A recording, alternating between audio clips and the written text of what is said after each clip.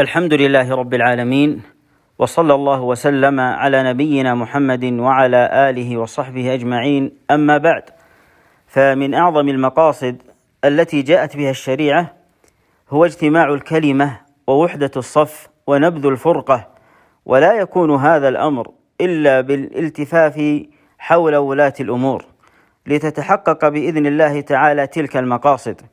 لذلك اتفق أهل السنة والجماعة على وجوب السمع والطاعة بالمعروف ديانة لله، وتكون تلك الطاعة في المنشط والمكره والعسر واليسر وفي الأثرة، فهذه معان عظيمة وواجبة في كل وقت، لكنها تتأكد في وقت الأزمات والفتن، فيحفظ الدين ويأمن الناس وتؤمن السبل وينعم الناس بدينهم ودنياهم.